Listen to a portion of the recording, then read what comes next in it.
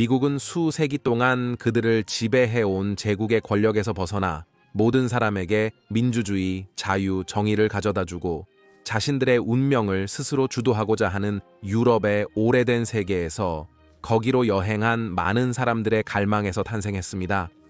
미국의 탄생은 고통스러운 것이었습니다. 먼저 영국의 세력과 싸워야 했고, 그 다음에는 그들이 선언한 새로운 국경의 내부와 외부에서 북미 원주민들과 싸워야 했습니다. 많은 갈등 속에서 새로운 국가는 자신의 법률, 정치체제, 문화를 확립하는데 이는 하룻밤 사이에 이루어진 것이 아니었습니다. 항상 합의가 이루어지는 것은 아니었습니다. 1776년 미합중국이 탄생한 이후의 세기 동안 그것이 구성된 주들의 정치적 연합 아래에서 성장하면서 산업적인 북부주와 농업적인 남부주 사이의 문화적 차이가 확대되는 것을 보았습니다. 아마도 그 어떤 것보다도 이 분열의 양측은 노예제 문제에 대해 이견을 가지게 되었습니다. 사람을 소유물로서 소유하는 윤리는 미국 사회에서 이 관행을 지지하는 사람들과 반대하는 사람들 사이에 법적 싸움이 되었습니다. 1936년에 미합중국이 탄생했습니다. 결국 이 논쟁은 진정한 전장이 되었습니다. 1861년부터 1865년까지 북미 대륙에서 격렬하게 벌어진 미국 내전에서는 미국의 역사를 통틀어 미국인들이 참전한 어떤 전쟁보다도 더 많은 미국인들이 사망하였습니다. 그리고 전투는 오래도록 지속되었지만 문화와 인종과 같은 문제들로 인해 미국 내전의 영향은 아직도 미국에서 느껴지고 있습니다. 오늘은 우리가 미국 역사의 가장 어두운 장을 들여다보게 됩니다.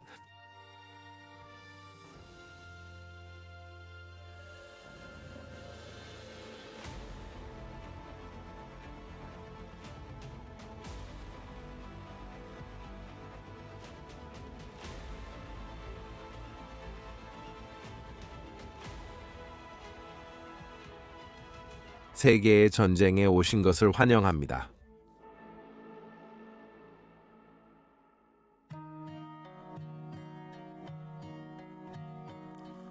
사실 미국에서의 노예제 논란은 독립선언 이전에도 있었습니다.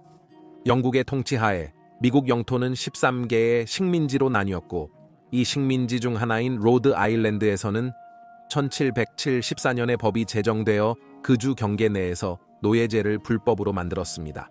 그러나 1776년 이후 노예제 폐지를 요구하는 목소리에 많은 사람들이 공감했지만 노예들은 여전히 많은 주, 특히 주요 수출품이 담배인 남부에서 경제의 주요 요소였고 담배를 수확하기 위해 노예를 사용하는 것은 단순히 자연의 질서의 일부로 보였습니다. 그러나 이 상황은 1793년 4월 미국의 발명가 엘라이 화이트니가 첫 번째 솜속기를 만든 후에 변하게 되었습니다. 이 기계는 솜섬유를 씨앗에서 빠르고 쉽게 분리하여 이전의 수동 방식보다 훨씬 더 높은 생산성을 가능하게 했습니다. 솜속기의 발명은 솜 기반 상품의 생산을 넘어서 역사의 흐름에 큰 영향을 미쳤습니다. 많은 면에서 이것은 결국에는 내전을 일으키게 될 비교적 소박한 불씨였습니다. 솜속기 덕분에 솜 거래는 수익성에서 기하급수적으로 성장하여 특히 남부에서 거래에 종사하는 토지 소유주들에게 많은 재산을 만들어냈습니다. 미국산 솜은 그들 자신의 나라뿐만 아니라 전 세계에서 특히 수익성이 높은 영국 시장에서 매우 인기가 있었으며 이로 인해 주요한 미국 수출품이 되었습니다. 루이지애나 주의 뉴올리언스와 사우스캐롤라이나 주의 찰스턴과 같은 항구 도시들은 주요 거래 허브가 되어 크기와 부를 늘렸습니다. 이러한 수익성을 달성하는 데 중요한 요인은 아프리카에서 얻은 노예를 사용하여 솜밭에서 일하게 하는 것이었습니다. 그러나 가장 북쪽의 주에서는 경제가 산업화와 제조업의 발전에 의해 더욱 촉진되고 있었습니다.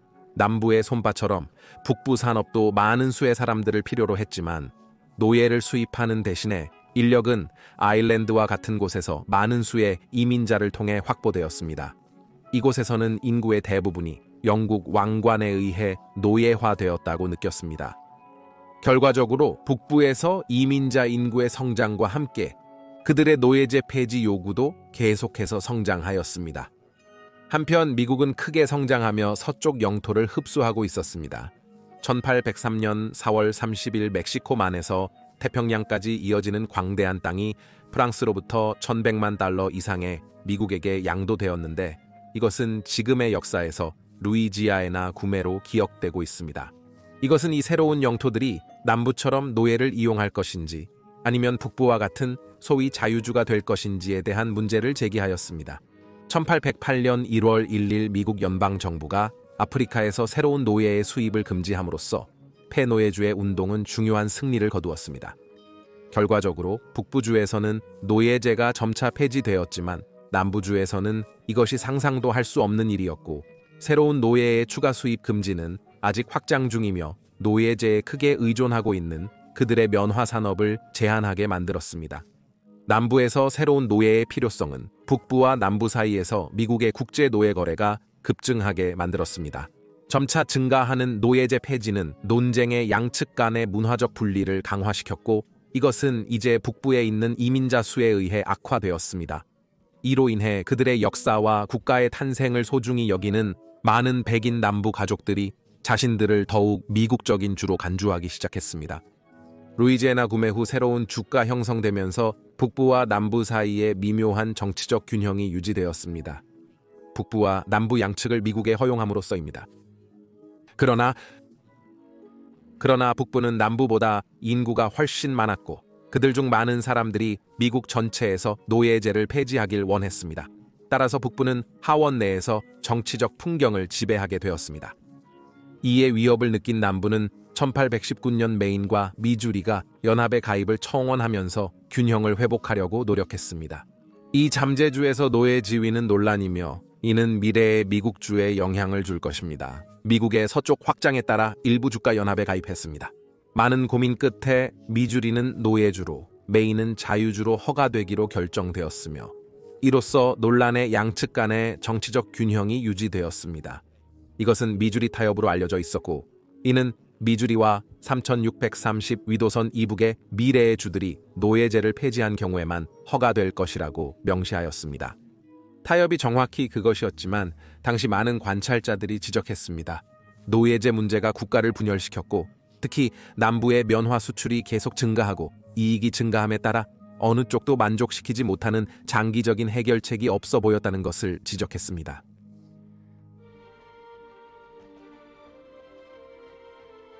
한편 현재의 미국 텍사스와 캘리포니아주를 포함하여 그 경계가 오늘날보다 훨씬 넓었던 미국 남부 이웃인 멕시코와의 긴장이 높아지기 시작했습니다. 근데 1836년 텍사스는 멕시코로부터 독립을 선언하며 독립공화국을 선포했지만 이로 인해 멕시코인들과 미국인들 모두 새로운 나라를 자신들의 국가에 흡수하려는 야망을 표현하게 되었습니다.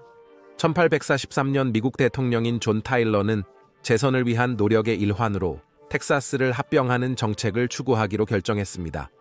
공식적으로 이것은 수상한 외교적 수법을 우회하는 것이었습니다. 이것은 영국이 텍사스의 노예 해방을 방해한 것입니다. 그는 미국의 노예제를 약화시킬 것이라고 말했습니다. 타일러의 외교관들은 휴스턴의 텍사스 정부와 비밀 협상을 진행하여 1844년 4월에 합병 조약을 확보했습니다. 문서들이 미국 상원의 비준을 위해 제출되었을 때 합병의 조건들의 세부 사항이 공개되었습니다. 그리고 텍사스 획득 문제가 중심이 되었습니다.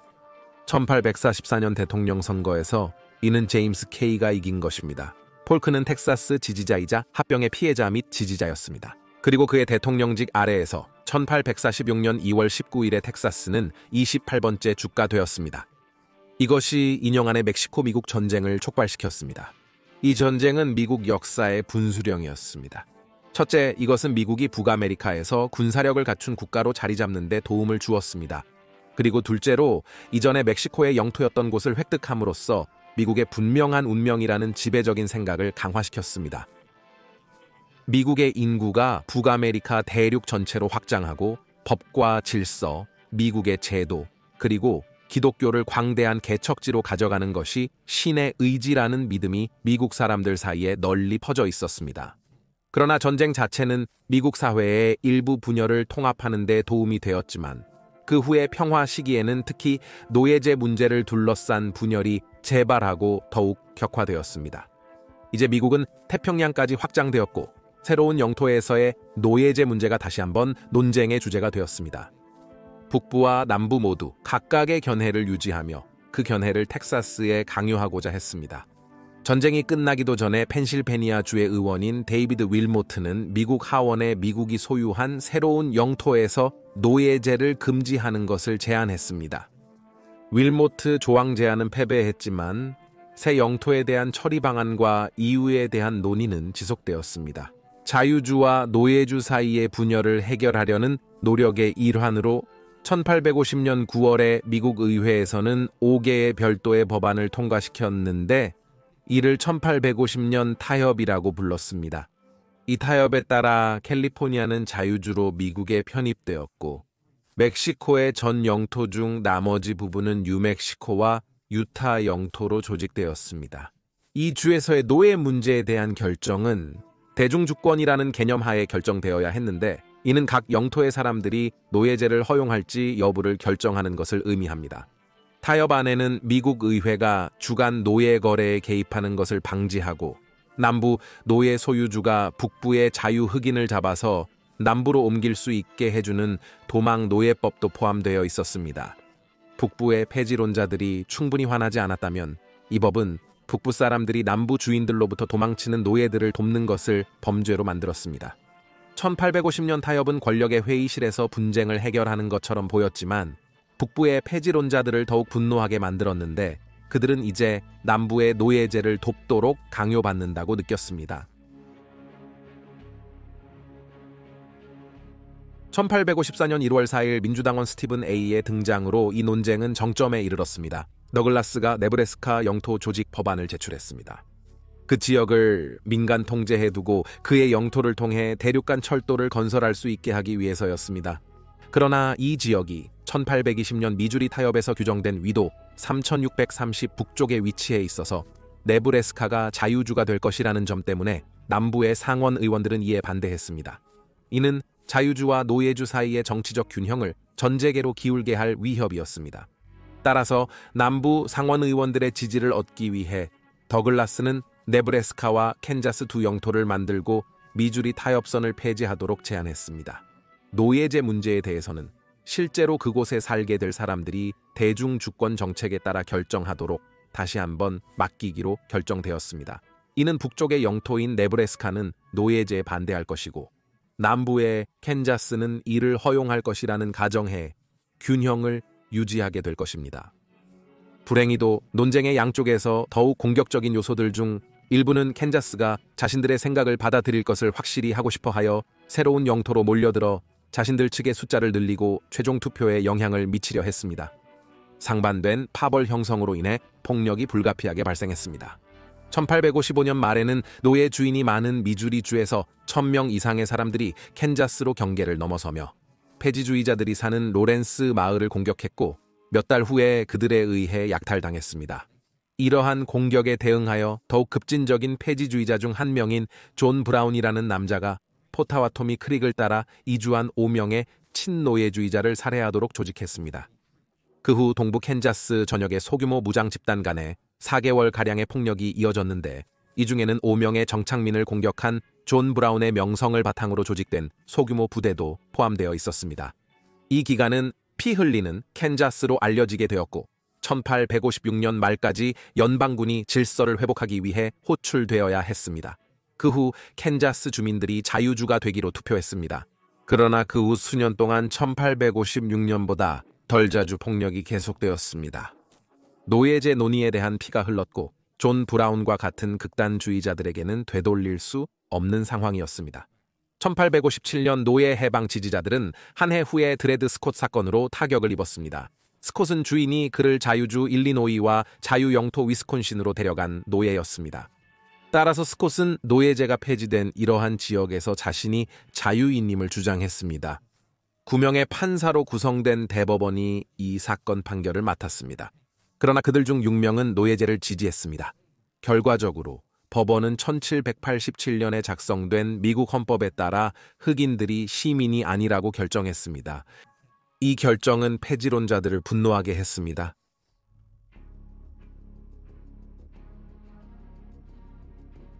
캔자스에서의 문제가 폭발하기 시작하면서 미국 정치에 영원히 극적인 영향을 미칠 새로운 정당이 설립되었습니다. 그랜드 올드 파티라 불리지만 일반적으로는 1854년 3월 20일에 설립된 공화당으로 알려져 있습니다. 그리고 고전적 자유주의와 경제개혁을 촉진하는 것뿐만 아니라 이는 주로 연방 전체에서 노예제를 종식시키고자 하는 폐지주의자들로 구성되어 있었습니다. 새로운 당의 회원 중에는 에이브러햄 링컨이 있었습니다. 링컨은 가난한 가정의 켄터키 출신으로 프론티어의 한방 캐빈에서 자랐습니다. 그러나 그는 결단력이 있었습니다. 그는 자신의 교육을 제공한 후 변호사가 되었는데 이는 그 자체로 인상적인 성과였습니다. 그러나 그는 곧 정치의 길을 찾아가게 되었고 공화당의 전신인 위그당에 가입하여 결국에는 당의 리더, 일리노이 주 입법자 그리고 의원의 위치에 오르게 되었습니다. 1849년 그는 정부 직무에서 물러나 변호사 실무로 돌아가기로 했습니다. 그러나 그는 민주당이 대평원 지역에 노예제를 허용하는 데 성공한 것에 분노하여 1854년에 다시 정치에 복귀하였습니다. 처음에는 그는 새 공화당의 모집 시도를 거부하며 자신의 휘그당 내부의 분열을 해결하려 했습니다. 하지만 시간이 지남에 따라 그는 노예제를 종결시키는데 더 헌신적인 공화당에 점점 더 가까워졌습니다. 1858년 8월부터 10월까지 링컨은 민주당의 스티븐 A와 몇 차례 중요한 토론을 했습니다. 더글라스, 상원선거 캠페인 동안에요. 그들의 연설과 토론은 일리노이를 넘어서 퍼져나가고 미국의 노예제 문제를 상징하게 되었습니다. 링컨은 선거에서 더글라스에게 패했지만 그의 토론 내용은 1860년 대통령 선거 캠페인에 크게 기여했습니다. 그리고 그는 노예제 반대 운동의 용사로서의 위치를 확고히 했습니다. 그러나 일부 사람들은 미국에서 노예제를 평화롭게 혹은 정치적으로 완전히 폐지하는데 너무 오래 걸린다고 생각했습니다. 1858년 겨울 캐나다 온타리오의 자유 흑인 공동체인 채텀에서 그의 추종자들과 회의를 가진 중 극단주의자 존 브라운은 북부 버지니아의 노예들에게 반란을 일으키고 장비를 제공하는 것을 제안했습니다. 남부에서 노예들의 평화로운 해방을 이루지 못한 것에 대한 점점 쌓여가는 불만은 더 평화로운 이들을 포함한 많은 폐지론자들이 브라운의 폭력적인 제안에 수용적이게 만들었습니다. 비활동적 회원들은 무기, 공급품, 돈, 정보 등으로 그를 지원했습니다. 1859년 초 브라운과 그의 지지자들은 버지니아의 하퍼스페리 근처에 농장을 임대하여 이를 인근 연방 무기고에 대한 계획된 습격의 기지로 사용하였습니다. 10월 16일 브라운과 그의 21명의 추종자들은 대담한 계획을 실행하여 미국 연방 수도를 점령했습니다. 그들의 목표는 흑인 반란용 무기 획득이었습니다. 그러나 계획은 곧 붕괴되었고 그는 로버트 E. 대령이 지휘하는 버지니아 민병대에게 빠르게 포위되었습니다. 그 후에 싸움에서 브라운의 사람들은 압도당하였고 총격 교환에서 10명이 사망하였으며 브라운 자신은 부상을 입고 포로로 잡혔습니다. 브라운은 반역죄로 재판받았지만 열정적인 변호를 통해 폐지론자들에게 순교자로 인식되었습니다. 그는 유죄로 판결받아 1859년 12월 2일에 처형당했습니다. 그러나 이 공습의 여파는 광범위하게 퍼져 정치적 현상 유지에 매우 해로웠습니다. 특히 남부에서는 북부가 지원하는 노예 반란의 공포가 거의 통제 불능으로 부채질되었습니다. 많은 남부 노예 소유주들은 북부가 그들의 노예 소유를 허용하지 않을 것이라 의심하기 시작했습니다. 이것으로 그들은 그들의 미래에 대해 의문을 가졌습니다. 주들의 연합 내에서 1860년 미국의 사람들은 선거에 나가기 위해 준비하고 있었지만 대통령 선거의 평소에 호화로운 외관 뒤에는 연합을 이루는 많은 주들이 북부와 남부 선상에서 분열된 민주당 자체보다 더 분열되어 있었습니다. 최근의 노예 문제에 대한 모든 고민 후에 이런 상황 속에서 거침없는 새로운 공화당은 그들의 대통령 후보로 에이브러햄 링컨을 제안했습니다. 선거일에 링컨은 단지 $100만 이상, 투표의 40% 미만을 얻었지만 중요한 것은 180개의 선거인단 표를 얻어 북부를 휩쓸고 캘리포니아와 오레곤의 태평양 연안주를 포함한 선거인단에서 과반수를 차지했습니다. 그의 승리가 노예제 찬성 남부를 떨게 한 이유는 링컨이 대표적인 인물로 인식되었기 때문입니다. 그는 당시 미국 폐노예제 운동의 대표적 인물이었습니다. 그러나 링컨은 연방의 민감성을 알고 있어 노예제를 간단히 불법화할 수 없었습니다. 따라서 그는 남부의 노예제에 간섭하지 않겠다는 약속으로 그들을 달래려고 노력했습니다. 그러나 그것은 이루어지지 않았습니다. 링컨의 선출은 그가 단 한 표도 얻지 못한 남부를 더욱 소외시켰고 1860년 12월 17일에는 연방에서 가장 부유한 주였던 사우스캐롤라이나에서 미국 헌법 비준을 철회하기 위한 회의가 열렸습니다. 그 결과 12월 20일에 사우스캐롤라이나는 미국에서 탈퇴하게 되었습니다. 사우스캐롤라이나의 탈퇴는 링컨에게 큰 영향을 미쳤고 공화당 대통령에게 위협받는다고 느낀 다른 남부주들에게 도미노 효과를 일으켰습니다. 이로 인해 몇 주 안에 여러 남부주들이 탈퇴하게 되었습니다.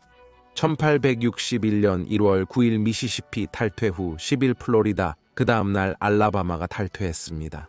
조지아는 1월 19일에 탈퇴하였고 루이지애나는 1월 26일에 탈퇴한 주들에 합류하였습니다. 2월 4일에 탈퇴한 주들의 대표들이 알라바마주 몽고메리에서 만나 임시 연합을 구성하여 자신들만의 국가 정부를 설립하였습니다. 그들은 자신들의 새로운 정치 연합을 미국 연합국이라고 부르고 자신들만의 깃발을 채택한 몇 일 후에 제퍼슨 데이비스를 대통령으로 선출하였습니다. 텍사스는 2월 23일에 연방에서 탈퇴하여 미국 연합국에 가입하는 마지막 주가 되었는데 이는 단지 16년 만에 주가 이웃하는 권력에 흡수된 두 번째 경우였습니다. 링컨 대통령은 겨우 직무에 들어섰지만 그는 미국 역사상 가장 큰 위기에 직면하고 있었습니다. 1861년 3월 4일 미국 대통령 취임식에서 그는 위기를 평화롭게 해결하려는 희망을 표현하며 남부 주민들 사이에는 공화당 정부가 들어서면 그들의 재산과 평화, 개인의 안전이 위협받을 것이라는 우려가 있는 것 같다고 말했습니다. 그러한 우려를 할 만한 합리적인 이유는 결코 없었습니다. 사실 그와 반대의 충분한 증거가 항상 존재하고 그들이 검토할 수 있었습니다. 그것은 지금 당신에게 말하는 그의 거의 모든 발표된 연설에서 찾을 수 있습니다. 나는 그 연설에서 인용하고 있을 뿐입니다. 나는 직접적이든 간접적이든 존재하는 주에서 노예제도에 간섭하려는 의도가 없다고 선언할 때입니다. 나는 그렇게 할 법적인 권리가 없다고 생각하며 그럴 생각도 없다고 믿습니다. 불행히도 이 시점에는 상황이 완전히 통제 불능 상태로 번져버렸습니다. 사우스캐롤라이나의 찰스턴 항에 위치한 불완전한 해상 요새인 포트 섬터에서 요새를 점령한 미국 병력들은 연방에서 탈퇴한 주들과의 대치 상태에 있었습니다. 링컨 대통령이 요새의 병력에 보급품을 보내겠다 발표 후 남국연합의 피에르 구스타브 투탄 보레가드 장군은 1861년 4월 12일에 요새 포격을 명령했습니다. 양측 간의 34시간 동안의 대포 화력 교환 후 요새를 지휘하고 있던 미국 육군의 로버트 앤더슨 소령과 그의 86명의 병력들이 항복했습니다. 그렇게 미국 내전이 시작되었습니다.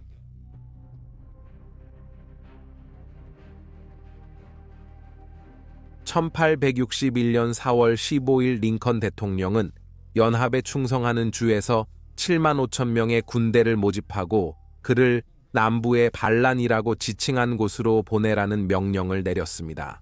적대 행동의 발발과 링컨의 호소, 링컨의 무기 사용 요청으로 주들이 분열되어 버지니아, 아칸소, 테네시, 북캐롤라이나는 연합국과 동맹을 맺었습니다. 주들의 가입으로 연합국이 성장했지만 주요한 불리한 점들이 있었습니다. 연방국과의 장기전에 참여했습니다. 첫째로 연방국의 인구는 연합국보다 훨씬 많았습니다. 1861년 연합국의 인구는 대략 950만 명이었으나 그중 350만 명은 노예였습니다. 노예. 이를 현대적인 관점으로 바꾸어 보면 뉴욕시의 인구만 해도 850만 명이지만 전쟁이 시작된 후에 마지막 4개의 주가 합류하기 전에도 연합국군은 77만 제곱마일 이상의 땅을 보호해야 했습니다. 반면에 연방은 대략 1850만 명의 인구를 가지고 있었고 최고점에서 220만 명의 병력을 동원할 수 있었는데 이는 연합국의 대략 100만 명의 병력에 비해 많았습니다. 이것만으로도 연합국에게 충분히 문제가 되었지만 더욱 산업화된 연방은 철도 트랙이 수천 마일 더 많았기 때문에 연방은 병력을 더 빠르게 재배치하고 물자를 보급할 수 있었습니다. 적대 행위는 그들의 면화 산업에 심각한 피해를 입혔습니다. 이는 많은 노동자들이 싸우러 떠나야 했고 링컨이 주요 연합국 항구의 봉쇄를 명령했기 때문입니다. 마침내 연합국은 병력 재배치와 물자 보급을 가속화했습니다. 대통령 제퍼슨 데이비스는 종종 연합국 회원들의 단결 유지가 어렵다고 느꼈습니다. 그들은 결국 자신들의 개별 권리를 유지하기 위해 연방을 떠났고, 그래서 그들 사이에는 자신들의 주의 필요성이 무엇이든 먼저 온다는 일반적인 생각이 있었습니다. 따라서 미국 내전의 첫 번째 큰 전투를 위해 양측이 서로에게 진군할 때 연방의 승리나 적어도 일정한 합의된 평화가 몇 개월 안에 이루어질 것이라고 느끼는 사람들이 많았습니다. 버지니아, 아칸소, 테네시, 북캐롤라이나가 연합국과 동맹을 맺은 가운데 5월 3일에 링컨 대통령은 추가로 43,000명의 자원봉사자를 요청하며 연방군을 또 다시 확대하였습니다. 5월 24일에는 연방군이 포토맥강을 건너 버지니아의 알링턴 고지를 점령했는데, 이곳은 전 미국 육군 대령 로버트 E의 고향이었습니다. 이는 리 대령이 제임슨 버지니아, 미국의 포로를 지휘했던 집입니다.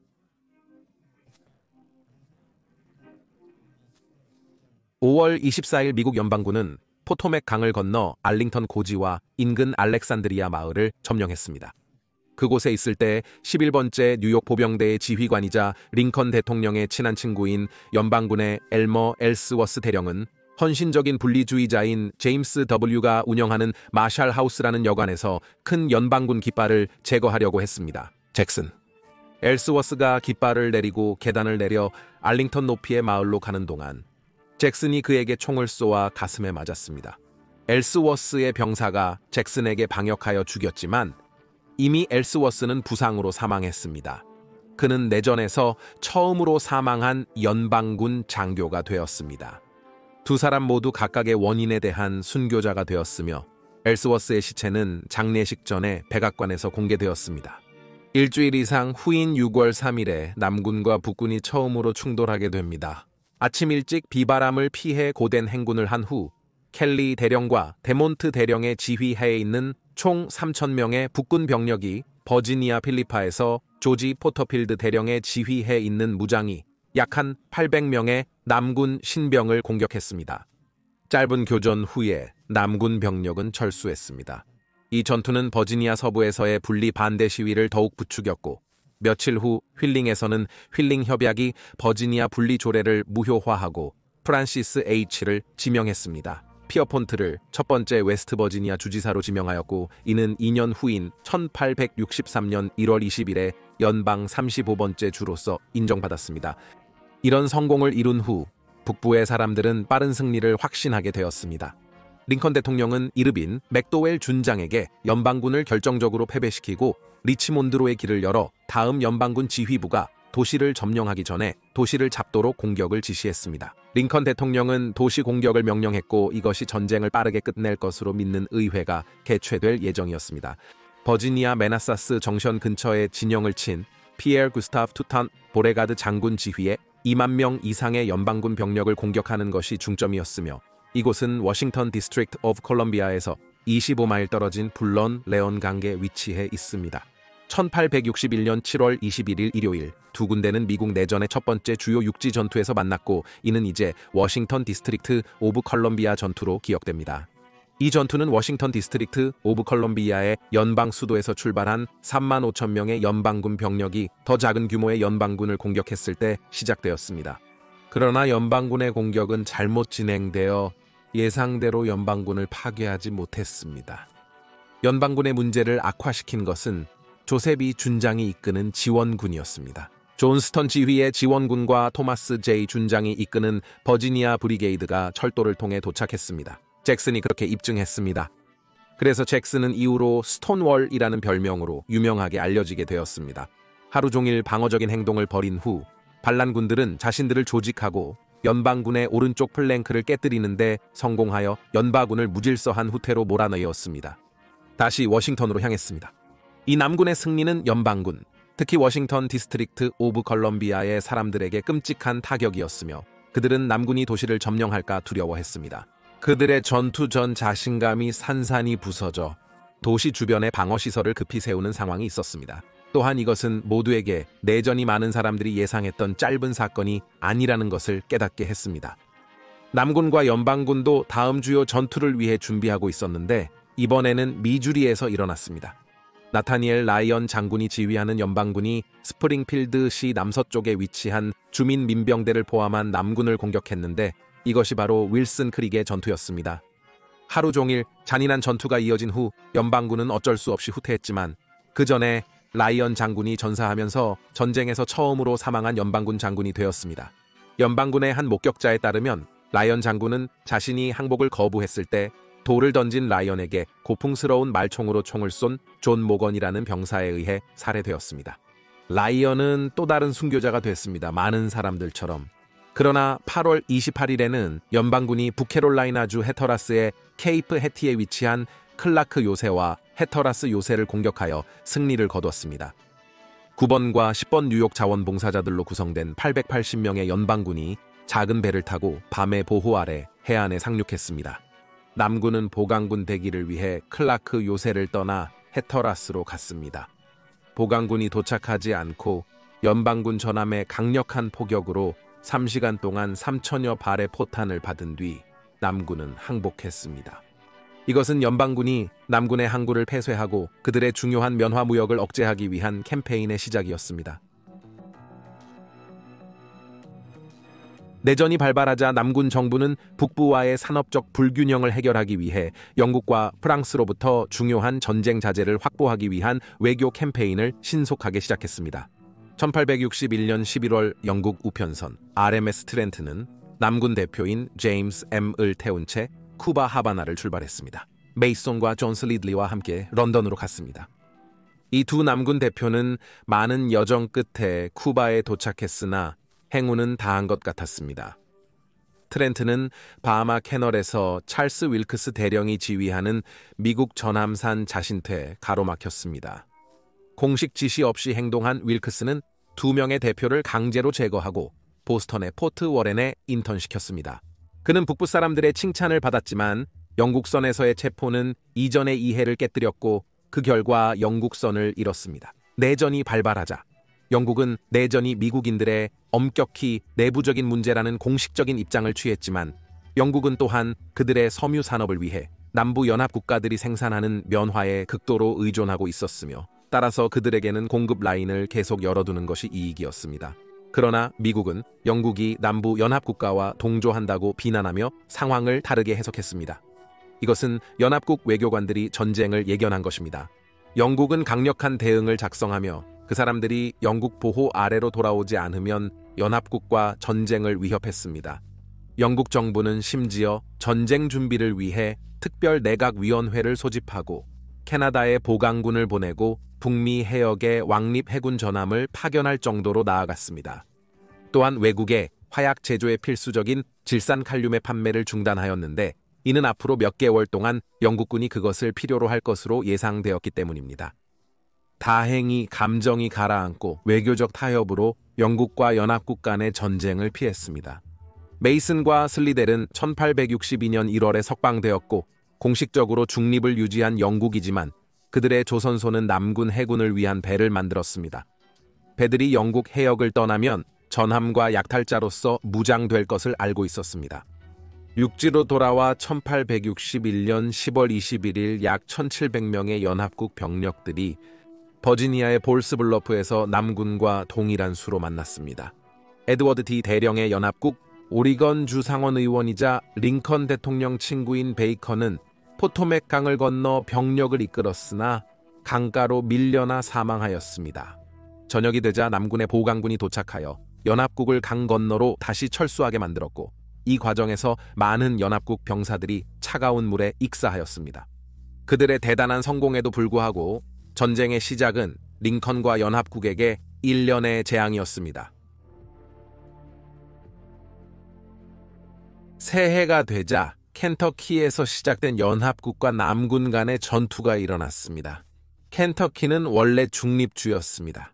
그러나 남군은 그들의 선언을 무시하고 1861년 9월 3일에 주의 병력을 보냈고 이로 인해 연합군은 브리가디어 장군 율리시즈 S의 지휘 아래 병력을 보내게 되었습니다. 그랜트 1862년 1월 10일 각각 2,000명 이상의 두 대립군이 미들 크릭 전투에서 만났고 이는 연합군의 승리로 끝났습니다. 1862년 1월 19일 양측은 밀 스프링스 전투에서 만났지만 남군이 약간의 수적 우위를 즐겼음에도 불구하고 그들은 장비가 부족했고 비 내리는 밤을 걸어서 지쳤습니다. 연합군이 그들을 포위하였고 남군은 테네시까지 철수하도록 강요당했습니다. 그들의 패배에 대한 대부분의 책임은 그들의 사령관인 조지 G 대장에게 돌아갔습니다. 크리텐대는 전투 중 술에 취해 직무를 제대로 수행하지 못했다는 비난을 받았습니다. 미들크릭과 밀스프링스의 전투는 동켄터키의 연합군 통제를 공고히 하였고 그들이 2월에 테네시로 전쟁을 이어가게 했습니다. 그곳에서 2월 6일에 연합군은 폭력, 그리고 공포의 조합 앞에서 포트 헨리의 남군 부대를 항복하게 강요했습니다. 폭력과 테네시강 요새의 나쁜 위치로 인해 연합군은 상승하는 물에 잠기게 되어 항복하게 됐습니다. 이 요새의 항복으로 인해 알라바마 경계 이남의 테네시강이 연합군 선박에게 열렸습니다. 전투 후 2월 6일부터 2월 12일까지 연합군은 철갑선을 사용하여 강을 따라 남군의 선박과 철도 다리를 파괴하는 여러 번의 급습을 실시하였습니다. 2월 16일에는 율리시즈 S 장군이 그랜트의 군대가 강변의 주요 요새 도날드슨 요새를 점령했습니다. 그는 벽에 유명하게 이렇게 새겼습니다. 도날드슨, 요새는 앞으로 우리 연합국의 지도에 대문자로 표시될 것입니다. 전쟁 초기에 비해 운명이 반전된 것 같은 상황에 대해 남부연합은 1862년 2월 22일에 제퍼슨 데이비스를 대통령으로 취임시켰습니다. 다음 달에는 연합국이 더 많은 성공을 거뒀습니다. 1862년 7일에는 미주리의 피리지에서 2만 3천 명 이상의 병사들이 싸웠는데 이는 미시시피 강서쪽에서 가장 중요한 전투가 되었습니다. 사무엘 R. 준장이 이끄는 연합국 군대가 커티스가 중부 미주리에서 남쪽으로 행진하여 남군을 북서 아칸소로 몰아넣었습니다. 남군은 북아칸소와 미주리를 되찾기 위해 방역했지만 커티스는 첫날 공격을 막아내고 다음 날에는 수적 우위에도 불구하고 남군을 후퇴시켰습니다. 이 승리로 연방군은 주를 확보하고 아칸소의 남군에 도전할 수 있게 되었습니다. 육지에서의 전투는 수십 년 전에 전 세계에서 벌어진 수많은 전투와 비슷했지만 바다와 북미강에서는 연방군과 남군이 사용한 전함들이 큰 기술혁명의 중심에 있었습니다. 세일이 여전히 주요 추진수단이었지만 이는 빠르게 증기 엔진에 의해 지원되었고 이는 세일만으로 움직이는 배가 작동을 멈추게 할 수 있는 도스대가 쏘아져 나가더라도 배를 움직이게 유지하는 데 사용되었습니다. 증기력은 이제 배들이 유리한 바람을 기다릴 필요 없이 항구를 떠날 수 있음을 의미했습니다. 배에 새로운 방어구와 무기를 추가하는 것도 마찬가지로 혁명적이었습니다. 1820년대에 해군은 폭발성 포탄 발사 대포를 채택했습니다. 기존의 대포공 대신에 말입니다. 이들이 나무 선박에 가하는 피해는 엄청나게 커서 전 세계의 해군이 배에 철갑을 입히기 시작하였고 이로 인해 철갑선이라는 용어가 생겨났습니다. 프랑스는 철갑선 부상포대를 크리미아 전쟁에서 큰 효과를 내어 러시아의 쇼르금을 침묵시키면서 상당한 양의 공격을 흡수하였고 1856년에 프랑스는 첫 철갑 전함인 글로리를 출시하였습니다. 미국은 1854년에 철갑 전함 작업을 시작했지만 작업이 계속 지연되었습니다. 남부연합이 분리한 후 그들은 전 USS 메리맥을 철갑선으로 개조하고 CSS 버지니아로 이름을 바꾸는 작업을 시작했습니다. 연합국은 이 배에 가능한 피해를 두려워해 빠르게 자신들의 배를 완성하고 이를 버지니아에 대응하기 위해 USS 모니터로 명명했습니다. 모니터는 당시 다른 어떤 배와도 닮지 않았으며 선체가 물 밖으로 멀리 뻗지 않아 날씨가 안 좋을 때는 갑판이 매우 젖었습니다. 모니터의 가장 두드러진 특징은 주무기인 280mm 총 2정을 회전식 터렛에 담고 있어 전통적으로 전함에 사용되던 고정 무기에 비해 넓은 사격 각도를 제공했다는 것입니다. 드디어 완성된 USS 모니터는 전투에 참여할 준비가 되었고 1862년 4월 8일 버지니아의 햄프턴 로즈 전투에서 연방 철갑함의 선원들은 그들의 남부연합 철갑함이 연방 봉쇄선에 맞서 두 척의 연방 함선을 침몰시키고 또 다른 함선인 USS 마이네소타를 좌초시켰다는 사실을 알게 되었습니다. 다음 날 버지니아호는 일을 마치러 돌아왔지만 남부연합의 놀람에 USS 모니터가 나타나 버지니아호와 좌초한 미네소타호 사이에 자신을 끼워 넣었습니다. 역사상 처음으로 두 철갑 전함이 전투에서 서로 맞붙었습니다. 전투 중 모니터의 포탑 손상으로 USS 모니터가 탈출했습니다. 손상된 USS 모니터는 선원들이 계속 회전하고 발사하면서 버지니아에 대응할 수 있었습니다. 이 시간의 전투 후 두 척의 선박 모두 10년 전이라면 어떤 배든 가라앉혔을 화제를 입었습니다. 그럼에도 불구하고 전투는 그 대가를 치렀고 모니터는 잠시 불능 상태가 되었으며 버지니아의 선장은 연방 철갑선을 가라앉힐 무기가 없다는 것을 인정해야 했습니다. 양측 모두 수리를 위해 후퇴하였습니다.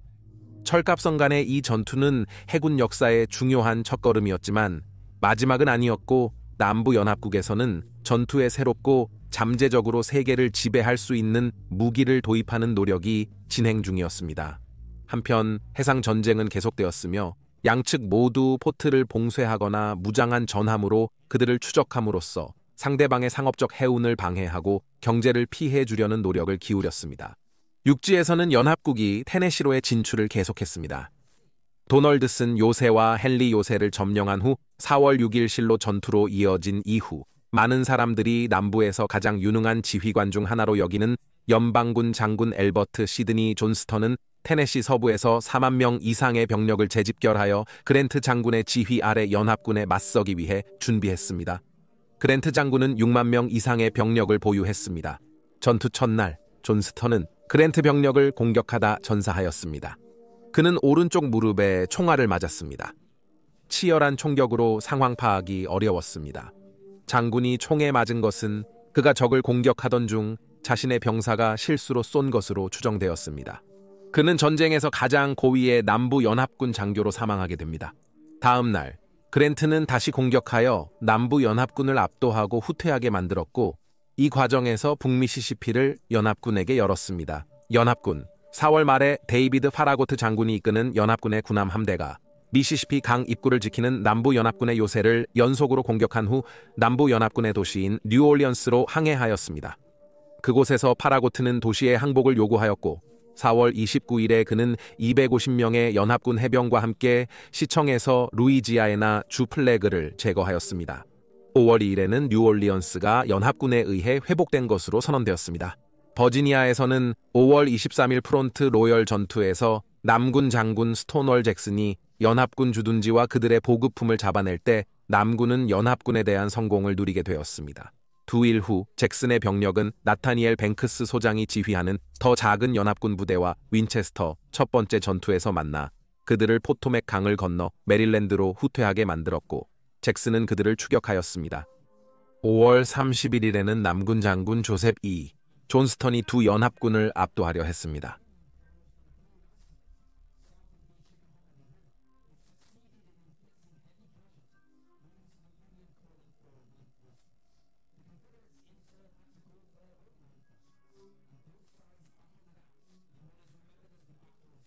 전투가 끝난 후 양측 모두 승리를 선언했지만 실제로는 결론이 나지 않은 결과로 거의 1,800명의 사람들이 목숨을 잃었습니다.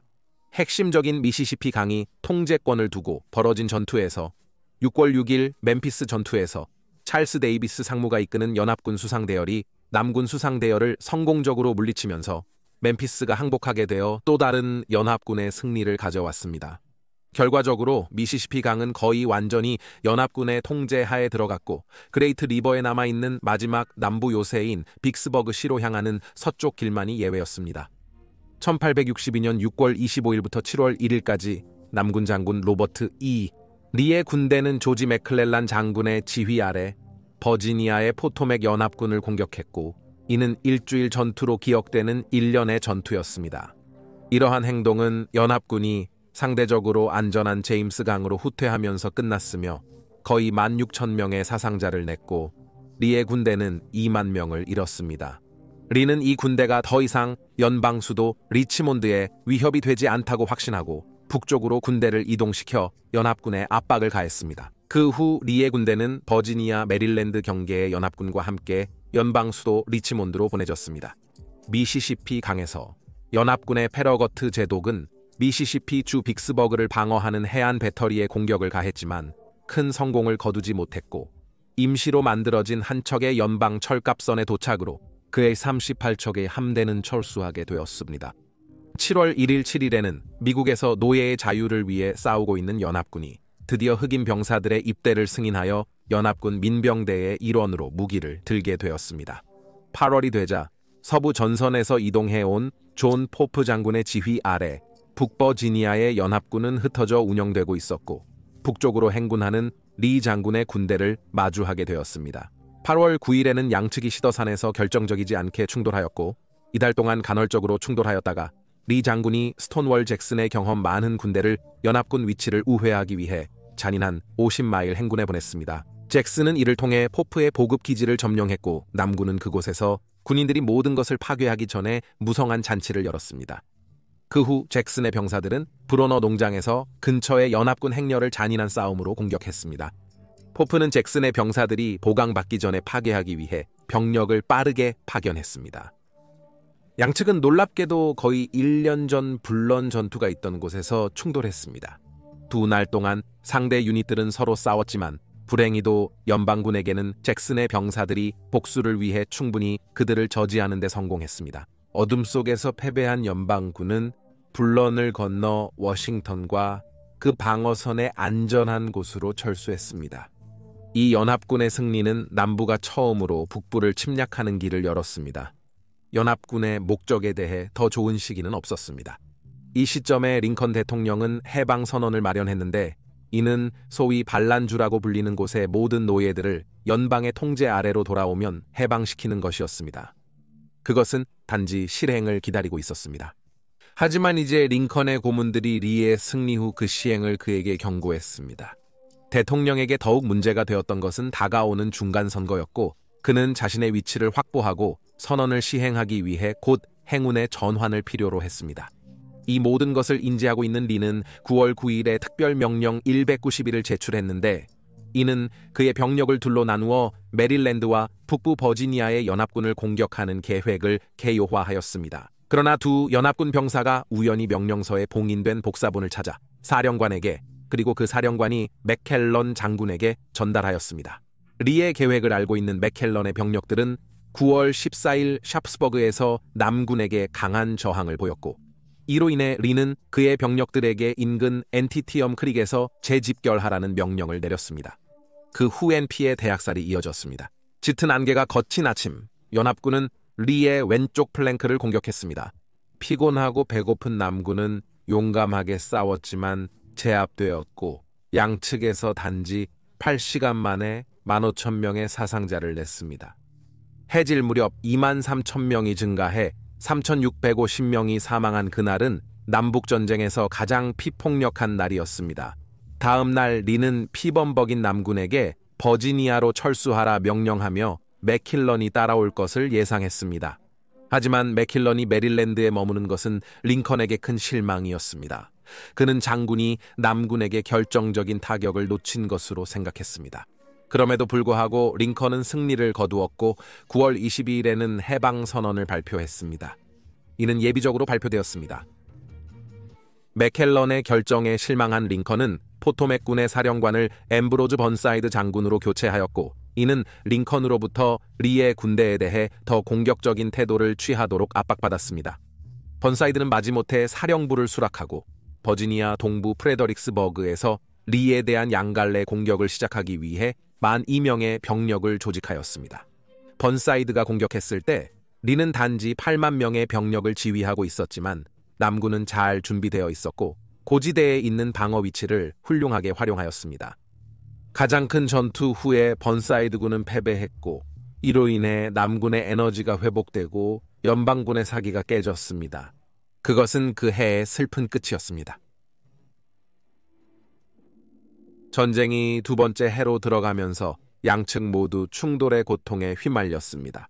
그 연합국에 비해 항상 수적으로 열세였던 남군은 가능한 한 많은 수의 병력을 유지하기 위해 이미 군사 징집을 시작했습니다.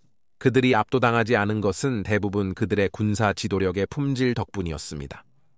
이제 전투 후 전투로 인해 자신들의 병력이 고갈된 연합국은 군사 징집을 도입했습니다. 그러나 소집 대상에 대한 기준은 인기가 없었습니다. 이는 그 기준들이 생계 유지에 어려움을 겪는 가난하고 기술이 낮은 사람들을 중점으로 보였기 때문입니다. 이제 그들은 가족들로부터 떨어져 나가야 했고 가족들은 그들 없이 어떻게든 버텨내야 했습니다. 이로 인해 연합국의 목표와 전쟁이 싸워진 새롭게 해방된 흑인 커뮤니티에 대한 원망이 시작되었습니다. 다음 달에는 전쟁의 동쪽과 서쪽 전선에서 연합국이 계속 전진했습니다. 버지니아에서 새로운 캠페인을 시작하여 여전히 프레데릭스버그에 진영을 친 장군의 군대를 공격했습니다. 서쪽에서는 연합국 군대가 미시시피 강이 마지막 남부연합 요새인 빅스버그를 포위하기 위해 움직였습니다. 4월 30일 장군은 6만 명의 병력을 이끌고 연합국의 조셉 후커 소장이 뛰어난 전략으로 행진하고 강을 건너서 배치한 8만 명의 적군 병력을 뒤에 발견했습니다. 후커는 장군이 할 수 있다고 말했다. 또는 우리 땅에서 전투를 벌여도 된다고. 하지만 결국 후커가 연방의 승리를 비용으로 치러야 했습니다. 그는 연합군 후방에서 전달된 일련의 날카로운 방역에 당황하였고 수적 우위에도 불구하고 그들에 대한 방어를 세우기 위해 멈추어서 그의 유리한 위치를 낭비하였습니다. 이로 인해 리와 스톤월 잭슨은 그 다음 몇 일 동안 자신들만의 포위 공격을 계획하고 실행할 시간이 생겼습니다. 5월 6일까지 후커는 리의 12,826명에 대해 17,278명의 손실을 입고 후퇴하게 되었습니다. 그러나 이것은 남군에게 빈 승리였습니다. 왜냐하면 전투 중에 잭슨이 그와 그의 파티를 연방군으로 오해한 남군 병사들에 의해 죽임을 당했기 때문입니다. 리는 승리를 이용하는 데 시간을 낭비하지 않고 그의 병사들을 동원하여 펜실베니아로 북진하도록 했지만 그의 군대가 좋지 않은 상태임을 알고 있었습니다. 식량, 탄약, 그리고 군대를 운송할 말이 부족해 그는 전진하며 적의 물자를 빼앗아야 했습니다. 리의 전진을 인지하게 된 후 후거 장군은 브랜디 스테이션에서 남군을 공격하기 위해 강 건너로 기병 공격을 보냈습니다. 남군은 저항을 했고 연합군 기병은 공격을 위해 분리되었지만 장군 제이는 병사들을 재배치해 이를 막았습니다. E.B. 스튜어트는 연합군 기병을 막아내는 데 성공했습니다. 그는 그 후 도시를 구하고 그의 군대는 그날 늦게 후퇴하였습니다. 거의 일주일 후 2차 윈체스터 전투에서 리처드 E. 웰 장군이 이끄는 남군은 로버트 밀로이 장군의 연합군을 물리치고 선도와 계곡을 확보하였습니다. 다음 달 동안 남군은 요크를 지나가고 컬럼비아의 서스커 한나강에 있는 다리에 도착했지만 연합군 민병대가 그것을 불태워서 그들의 전진을 심각하게 늦추었습니다. 워싱턴 DC에서는 남군이 결국 도시에 도달할 것을 두려워했습니다. 그래서 링컨은 다시 한번 그의 지휘관 중 한 명, 이번에는 후거 장군에 대한 신뢰를 잃고 그를 메이드 소장으로 대체했습니다. 메이드는 이의 군대를 추격하려고 병력을 즉시 모집했는데 이 군대는 펜실베니아의 게티스버그 마을에 접근 중이었습니다. 도착하자 남군은 이미 도착한 소규모 연방군이 있음을 발견했고 이들은 7월 1일에 빠르게 후퇴하게 만들었습니다. 그러나 이제는 남군이 이 초기 이익을 활용하지 못하고 그들을 추격하지 않았으며 이로 인해 그들이 연방군의 보강군과 합쳐져서 세메터리 힐 위의 방어선을 강화할 수 있게 했습니다. 다음 날 리는 자신 앞에서 참호를 파고 있는 연방군에게 공격을 명령했습니다. 그러나 이 공격은 조직적으로 미흡했고 남군 병사들은 적과의 교전에서 몇 시간이나 늦었습니다. 남군은 약간의 진전을 이루었지만 특히 잔인한 전투 후에 밤이 되자 중단되었습니다. 다음 날 연합군은 방역했고 이기고 있다고 잘못 믿었던 리는 부하들의 조언을 무시하고 개방된 들판을 가로질러 공격하라는 명령을 내렸는데 그는 이것이 승리를 확보할 것이라고 믿었습니다. 그러나 연합군 병사들은 잘 갖추어져 있었고 돌담으로 보호받는 참회서 남군 병사들을 쓰러뜨렸습니다. 자신의 실수를 깨달은 리는 빠르게 남군 병사들을 방어선으로 재편성하려고 애썼습니다. 그는 7월 4일 다음 날 연합군의 공격을 예상했지만 아쉽게도 그런 일은 일어나지 않았고 어둠과 폭우 속에서 연합군의 보호 아래 그는 병사들에게 철수를 명령했습니다. 이 전투에서 연합군의 사상자는 23,000명이었고 반면에 남군은 약 28,000명, 즉 리의 군대의 3분의 1 이상을 잃었습니다. 전쟁 부채를 보면 게티스버그는 내전에 가장 희생이 많은 전투였습니다. 남군에게 상황이 충분히 나쁘지 않은 것처럼 리가 게티스버그에서 철수하면서 율리시즈 S 장군 아래의 연합군이 그랜트는 빅스버그의 남군 요새의 항복을 받아들여 연합군을 위해 미시시피 강을 확보하고 서부의 남군 주의 중요한 보급로를 차단하였습니다. 이러한 패배는 남군이 외국에서 인정받을 수 있는 어떤 희망이라도 저버려졌음을 의미하며 다시 한번 남군이 결국 연합군에게 무너질 것이라는 느낌이 공기 속에 느껴졌습니다. 빅스버그가 무너진 후 일주일 연합군의 해군과 육군은 사우스캐롤라이나 찰스턴 부근의 남군 방어선을 공격했습니다. 도시 점령을 위해 54번째 매사추세츠 유색인병대가 투입된 연합군 중 한 부대였으며 이는 첫 아프리카계 미국인 자원봉사 전투부대였습니다. 이 부대의 첫 전투 행동은 7월 16일 사우스캐롤라이나 주 제임스 아일랜드에서 남군 병력과의 소규모 충돌에서 발생했으며 이때 이 부대는 남군의 공격을 막았습니다. 그들의 도착은 현지 흑인 커뮤니티에게 호기심과 희망의 원천이었지만 안타깝게도 이런 이정표는 뉴욕시의 폭력으로 더럽혀졌습니다. 징병과 전쟁 자체의 범위에 대해 일련의 폭동이 발생했으며 3일 동안 흑인 교회와 그들의 신도들에게 폭력이 저질렸습니다. 7월 18일 저14연대는 배터리 와그너에 대한 공격을 이끌었지만 그들의 지휘관인 로버트 굴드쇼 대령이 사망하고 그의 연대원들과 함께 묻혔습니다. 난투와 현대 군사 방법이 내전에서의 싸움을 특징 짓는 것과 대조적으로 캔자스 미주리 경계선을 따라서의 싸움은 더 자주 피투성이이고 잔인한 게릴라 스타일의 전쟁 형태를 취했습니다. 이것은 많은 참여자들에게 캔자스 피해 사건 동안의 싸움을 재개하고 약간의 복수를 하는 기회였습니다. 감정이 종종 싸움꾼들을 압도하였고 이는 1863년 8월 21일 캔자스 로렌스에서 발생한 대학살로 대표되었습니다. 대략 450명의 연합군 병사들, 윌리엄 클라크 퀀트릴의 지휘 아래에서 마을 외곽의 연방군 진지를 공격하여 그들에게 무장 해제를 강요하였습니다. 그들의 진영이 두 개로 분리되도록 불규칙한 철수를 강요하였습니다. 대부분이 흑인 자원봉사자인 한 그룹의 연방군 병사들은 근처의 강으로 도망쳐 연합군 전사들이 추격하기 전에 건너려고 시도했습니다. 그러나 퀀트릴의 사람들은 나중에 아무도 건너지 못했다고 목격했습니다. 다른 연방군 병사들은 마을로 후퇴했습니다. 퀀트릴은 그의 병사들에게 연방군 병사나 동조자들을 쏘라고 지시했으나 여성과 아이들은 두도록 명령했습니다. 그러나 로렌스는 평범한 마을이 아니었습니다. 그곳은 캔자스 피해 사건 동안 잔인한 약탈의 장소였으며 연방 상원의원이자 장군인 제임스 레인의 고향이었습니다. 살인과 파괴의 난장판에서 175명의 남성과 소년들이 살해되었고 많은 집들이 파괴되었습니다. 레인의 집이 약탈되어 남부에서 가져온 트로피들은 회수되었으나 레인은 그곳에 없었습니다. 이 학살로 인해 연합국이 분노하고 레인도 이를 절실히 느꼈습니다. 그는 복수를 했고 남부 사람들의 집을 파괴하고 종종 그들의 남성 주인을 죽였습니다. 테네시 동쪽 캔자스에서 연합국 군대는 중요한 철도 도시인 채터누가와 녹스빌을 점령, 이를 통해 조지아로의 남쪽 공격 위치를 확보했습니다. 채터누가는 컨페더레이트 무기의 약 50%를 통과시켰습니다. 컨페더레이트는 도시와 점령군을 포위하여 가두려고 시도했습니다. 결국 그랜트는 그곳에서 지휘권을 가지게 되어 포위된 도시를 구하는 캠페인을 조직했습니다. 11월 23일에 그는 도시 지원을 위해 연합군을 이끌고 병력을 보내 컨페더레이트 전선을 공격해 그들을 붕괴시키고 남부 병력을 몰아냈습니다. 게티스버그와 함께 이것은 전쟁이 연합군의 편으로 돌아가기 시작한 중요한 승리였습니다. 공성전 도중 버지니아의 장군은 미드 장군의 플랭크를 공격하여 전투로 이끌려 했습니다. 그러나 이는 실패하였고 10월 14일 브리스토우 역에서의 소규모 충돌로 이어졌습니다. 다음 달 말에 미드의 포토맥군은 라피단 강 남쪽의 이의 군대에게 행군하였습니다.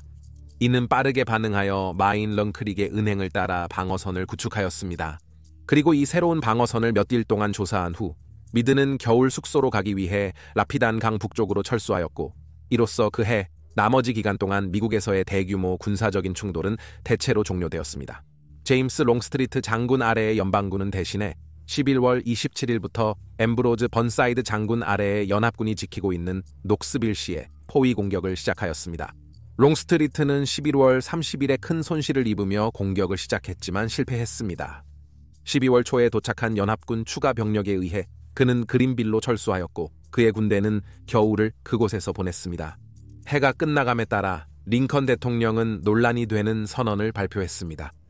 선언에 의하면 전투를 중단하고 연합국의 충성을 맹세한 컨페더레이트 군인들은 모두 사면받을 것이다. 그는 이것이 남부의 배신을 촉발하고 전쟁 종료를 가속화하길 희망했습니다. 그러나 모든 역경에도 불구하고 컨페더레이트는 아직 끝나지 않았습니다. 새해의 도래는 링컨에게 연말 근처의 선거 전망을 가져다 주었습니다. 나라는 격렬한 내전에 휘말렸을지라도 민주주의는 중단되지 않았습니다. 분쟁이 연배에 유리하게 진행된 것처럼 보였지만 남국연합은 파괴적인 공격으로 연방 선박을 타격하였고 이로 연방의 명성이 훼손되었습니다. 링컨은 성공적인 선거 캠페인을 위해 사람들의 사기를 유지하고 그와 그의 당에 대한 불만을 방지하기 위해 전쟁에서 좋은 소식이 필요했습니다. 다행히 그는 흥미진진한 이야기를 오래 기다리지 않았습니다. 2월 9일에 몇 주 동안 터널을 파고 나서 악명 높은 리비 감옥에서 포로로 잡혀있던 109명의 연합군 장교들이 전쟁에서 가장 크고 가장 화제성 있는 탈출을 시도했습니다. 남국연합은 탈출자들을 찾기 위해 대규모의 수색을 시작했고 결국 48명을 다시 잡아 감옥에 돌려보냈습니다. 2명의 탈출자는 추적자들을 피하다가 물에 빠져 죽었지만 59명은 연합군 진영으로 돌아갈 수 있었습니다. 일주일도 안 돼요. 윌리엄 T 장군 아래의 연합군이 셔먼이 한 달 동안 미시시피 중앙을 진행한 후 메리디안시에 들어가 연합군을 위해 그것을 확보했습니다. 이 도시의 포획은 연방전쟁 노력에 큰 타격이며 연방의 주요 도시 중 하나였습니다. 도시를 통해 생산되고 배포된 전쟁 재료의 손실로 인해 연방 지도부는 미시시피 강이 깊은 남부와 서부에서 군대를 유지하는 능력이 크게 저해되었습니다.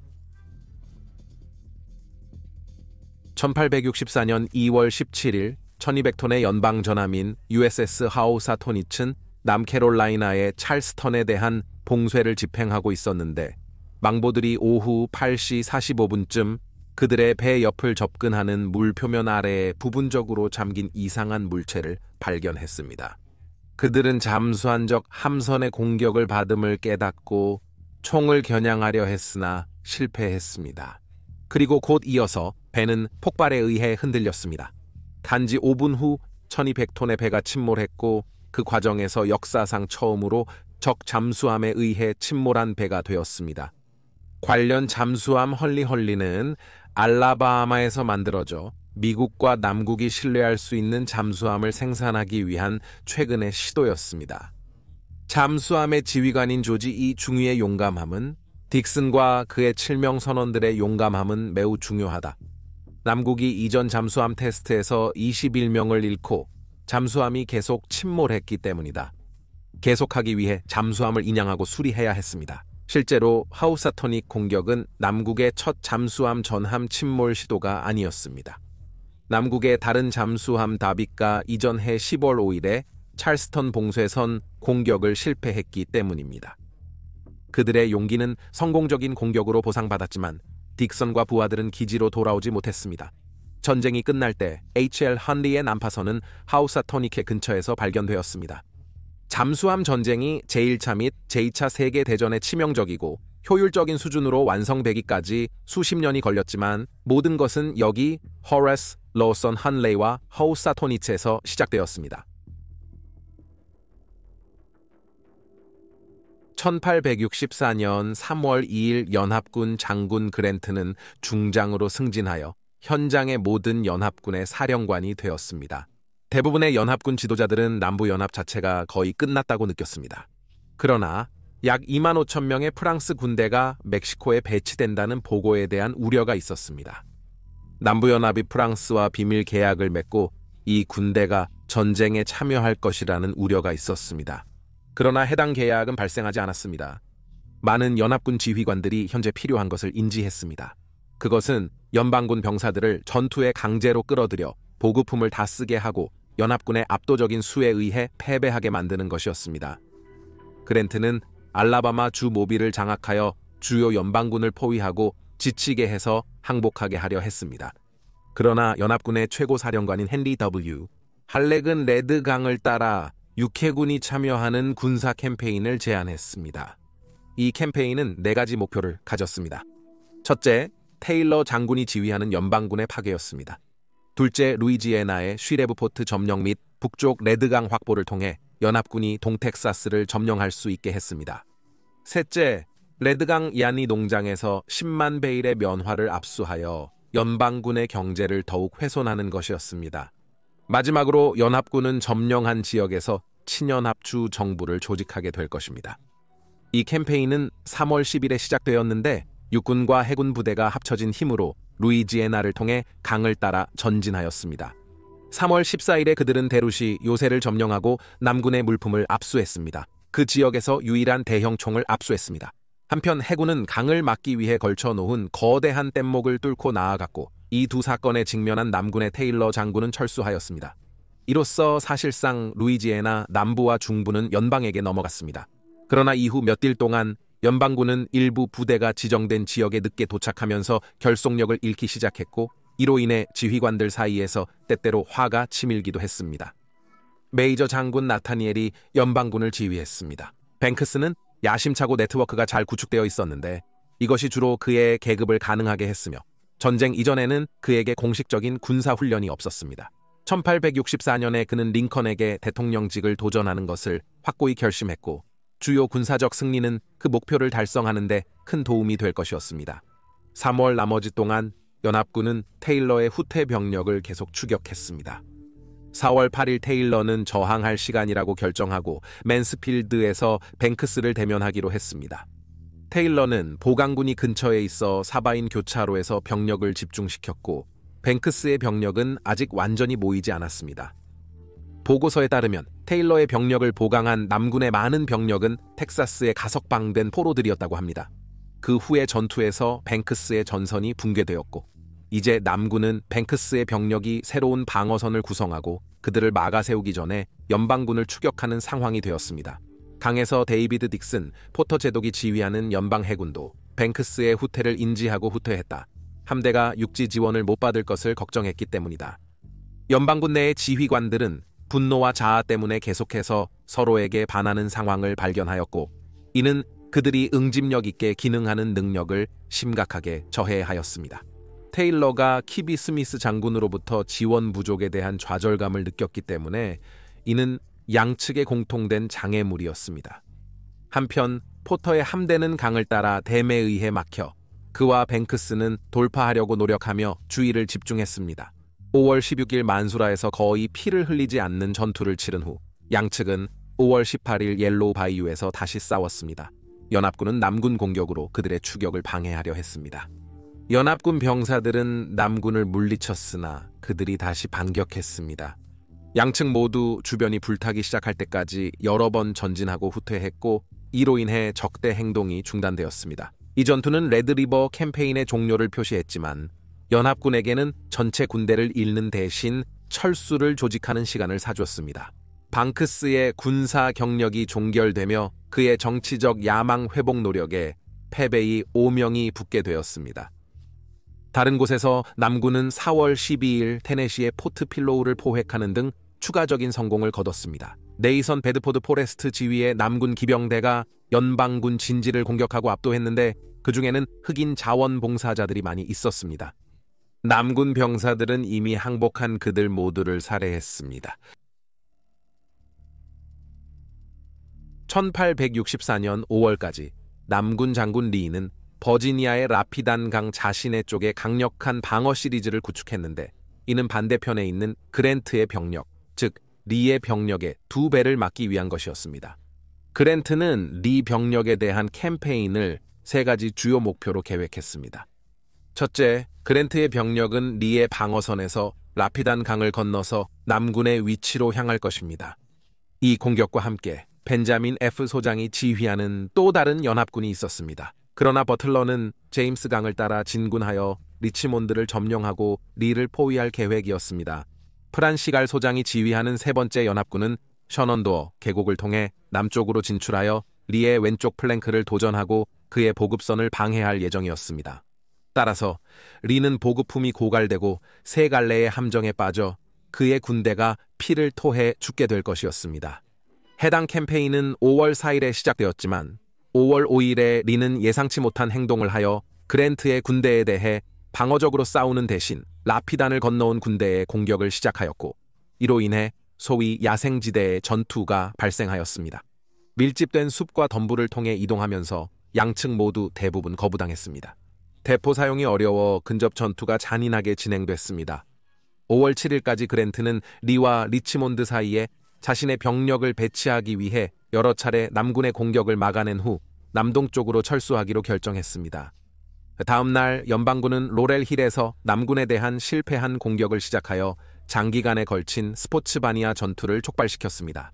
5월 10일에 그랜트는 남군의 방어선에 대한 일련의 공격을 시작하여 5월 12일에는 머플슈라 알려진 남군의 위치에 대한 15,000명의 공격으로 정점을 찍었습니다.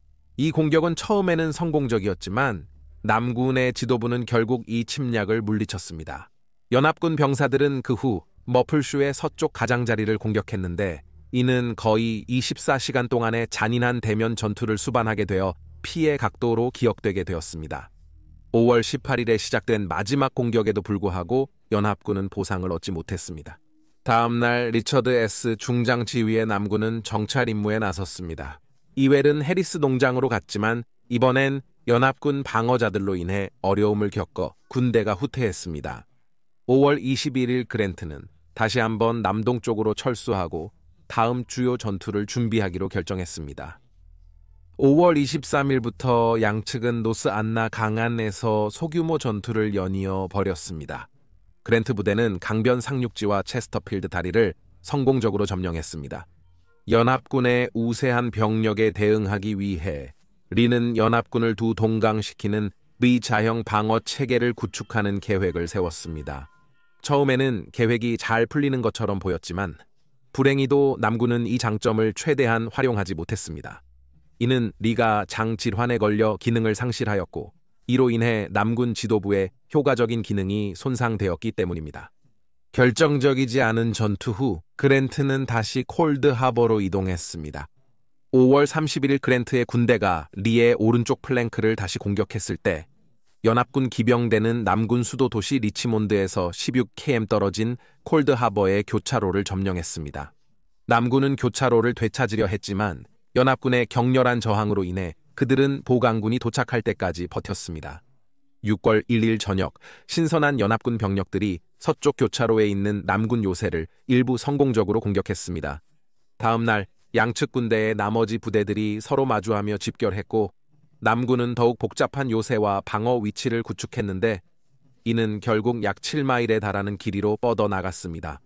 연합군의 3개 부대가 선의 남쪽 끝에서 남군을 공격했지만 대량의 사상자를 내면서 쉽게 물리쳐졌습니다.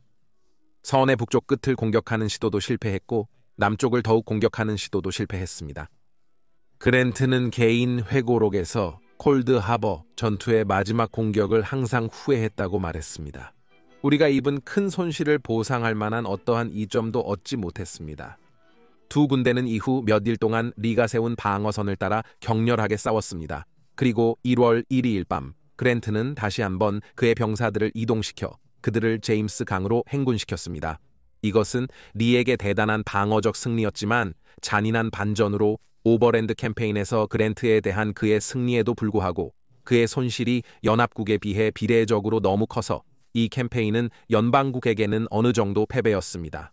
6월 24일 성 마리아 교회에서의 결정적이지 않은 전투 후 리는 리치몬드의 중요한 지원 도시인 피터스버그로 물러나게 되었는데 이 도시는 남군 장군이 파괴될 수 있다는 것을 알고 있었습니다. 그것은 연합국의 손에 빠질 수 없는 전투였습니다. 리는 거기에서 다시 한번 복잡한 방어 시스템을 설치하였으며 그 중에는 그랜트 군대가 도시 한계를 넘지 못하게 하는 참호가 포함되었습니다.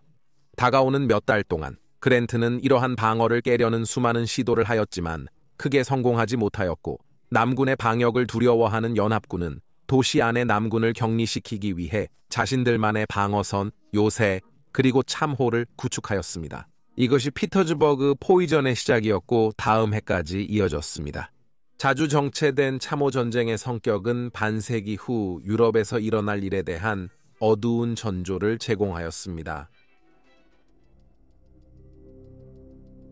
6월 8일 링컨은 다가오는 선거에서 자신의 당의 대통령 후보 지명을 받았습니다. 이틀 후 남군은 미시시피 주 브라이스 크로스로드 전투에서 수적으로 우세한 북군을 완파시켰고 그 후 전쟁이 놀랍게도 링컨의 문턱까지 바로 닥쳐왔습니다. 7월 9일 중부 메릴랜드의 모나카시 전투에서 북군을 물리친 후 남군의 주장인 J.A. 얼리는 그의 우위를 이용하여 워싱턴 DC 북군의 수도를 향해 남쪽으로 이동하였고, 이를 기습하려는 의도로 이것이 북군을 심각하게 낙담시키고 남군을 다시 활력을 불어넣을 것이라고 희망하였습니다. 7월 11일 지친 얼리의 부대는 워싱턴의 외곽 실버 스프링 근처에 도착하였고, 그는 도시의 요새를 약점을 찾아 조사하기 시작했습니다. 당시 도시는 주로 노인들과 심지어 전투에서 입은 상처를 회복 중인 병사들로 구성된 민병대에 의해 방어되고 있었습니다. 그러나 밤새 피터스버그를 포위한 그랜트의 군대에서 보강군이 급히 병력 운송으로 도시 방어 강화를 위해 재배치되었습니다. 7월 12일 얼리는 도시 북쪽의 연방군 방어선 중 하나인 포트 스티븐스를 공격했지만 그의 병사들은 거절당했습니다. 그랜트의 새롭게 도착한 병력에 의해 오후에 연방군은 포트 스티븐스에서 남군의 습격을 막아냈고, 이를 링컨이 직접 봤습니다. 링컨은 요새에서 남군 저격수의 사격을 직접 받았습니다. 그랜트의 병력이 도착한 후 도시를 점령할 기회를 잃었다는 것을 깨달은 얼리는 포테막으로 철수했습니다. 그는 스태프 장교 중 한 명에게 워싱턴 점령 실패는 했지만 에이브 링컨을 놀라게 했다고 나중에 말했다고 전해졌다. 리와 그랜트가 버지니아에서 싸우는 동안 연합국은 조지아의 애틀랜타시를 점령하는 것을 목표로 남쪽으로 또 다른 캠페인을 진행하고 있었습니다. 연합국의 윌리엄 셔먼 소장은 1864년 5월에 테네시주 채터누가 인근에서 조지아를 침략하고 남군의 퇴각을 강요했습니다. 셔먼의 병력들은 여름 동안 일련의 소규모 충돌과 전투에서 연합국 병력을 저지하려고 치열하게 싸우는 남군을 추격했습니다. 그러나 연합국 병력들은 계속해서 압박하였고, 9월 1일에는 존 후드 장군 아래에 애틀랜타에 주둔한 남군 병력들이 도시를 포기하게 되어 셔먼이 진입하여 그것을 점령하게 되었습니다. 이것은 남군에게 또 다른 파괴적인 타격이었으며, 그들은 이제 11월에 셔먼이 그의 유명한 바다로의 행진을 시작한 15일까지 그들의 상을 방어하는 연합국 병력과 싸웠습니다. 연합국 병력들이 애틀랜타를 떠나기 전에 셔먼은 그들에게 남군의 전쟁 노력을 지원하는 도시 내 산업 부분 파괴를 지시하였습니다. 애틀랜타를 떠난 후 셔먼과 대략 6만 명의 그의 병사들은 조지아주의 사바나로 향했는데, 이는 주민들을 두려움에 떨게 하여 남군의 사건을 포기하게 하려는 의도였습니다. 셔먼의 병사들은 인구들이 연합국으로 쉽게 돌아갈 수 있도록 그들의 길에 있는 마을을 파괴하지 않았습니다. 그러나 저항을 만났을 때에는 저항하는 사람들의 집들이 파괴되어 저항 시 처벌받는다는 메시지를 인구에게 전달했습니다. 12월 10일 셔먼의 군대는 해변까지의 행진을 완료하고 사바나에 도착했으며 그들을 반대하는 민병대의 산발적인 주머니만을 만났습니다. 사바나에서 그의 병력들은 메갈리스터 요새를 점령하며 남군 방어군을 도시에서 철수시켰습니다. 애틀랜타를 포기한 후 존 벨 장군은 셔먼의 보급선을 북쪽으로 공격하려고 시도하여 연방 장군을 후퇴하게 만들기를 희망했습니다. 그러나 셔먼은 테네시에 연방군을 남겨 위협에 대처하게 했고, 이로 인해 1864년 12월 15일부터 시작된 2일간의 내슈빌 전투가 발생했습니다. 이 전투는 연방의 주요 장군인 조지 H 장군의 힘으로 시작되었습니다. 토마스. 전쟁 중 연방군이 얻은 가장 큰 승리 중 하나에서 토마스는 후드의 군대를 공격하고 물리쳤으며, 이로써 그 군대를 대부분 파괴하고 테네시에 대한 남부 연합의 위협을 끝냈습니다. 해가 끝나면서 링컨의 선거 캠페인이 시작되었습니다. 연방을 지지하는 민주당원인 소위 전쟁 민주당원들과 그의 공화당원들로부터 지지를 얻기 위해 그는 국민연합당의 기치 아래에서 출마하였습니다. 링컨은 압도적인 승리로 재선되었고, 이는 그가 전쟁을 끝내는데 집중할 수 있음을 의미했습니다. 1865년 최는 아직 남부연합의 저항 의지가 살아있었다는 것을 부인하는 사람은 거의 없었지만, 그들이 처한 전략적이고 물류적인 상황은 결국 패배를 의미했습니다. 1월 15일 연합군은 북캐롤라이나 주 케이프 피어강 입구에 위치한 포트 피셔를 공격하고 점령했습니다. 이로써 남부연합군의 노스캐롤라이나주 윌밍턴으로의 강 통로가 차단되었고, 이곳은 동해안에서 물자 운반과 상업용 선박이 사용하던 마지막 남부 항구였습니다. 결국 2월 22일에 연합군 병사들이 항구를 완전히 장악했습니다. 2월 1일 셔먼의 군대는 사바나를 떠나 캐롤라이나를 통해 행진하며 이동하면서 공급품을 약탈하고 정착지를 불태웠고 2월 7, 11일에는 컬럼비아를 점령했습니다. 1865년 3월 4일 링컨 대통령은 두 번째 취임 연설을 통해 빠른 승리를 향한 희망뿐만 아니라 피해를 복구하고 국가를 재결합하는 것에 대한 희망을 표현했습니다. 인용. 모든 이에 대한 악의 없이 모든 이에 대한 자비로 하나님이 우리에게 보여주는 바로운 것에 대한 확고함으로 우리가 처한 일을 마치고 국가의 상처를 치유하고 전투를 견뎌낸 자와 그의 과부와 고아를 돌보며 우리 자신과 모든 국가 사이에 공정하고 오래 지속될 수 있는 평화를 이루고 소중히 여기는 모든 일을 하기 위해 노력합시다. 한편 셔먼의 부대는 3월 11일에 페이에트빌을 점령하기 전까지 북캐롤라이나를 가로질러 계속 돌진했고 그 후 북쪽으로 향해 3월 16일에 남군 병력과 만나 싸웠습니다. 하루 종일의 전투 후 남군은 연방군의 진행을 늦추는 데 성공한 후 밤에 철수했습니다. 3일 후 셔먼의 부대는 남군 존스턴 장군의 강화된 방어선을 만났고 양측이 서로를 대면하도록 파고들 때까지 치열한 싸움을 벌였습니다.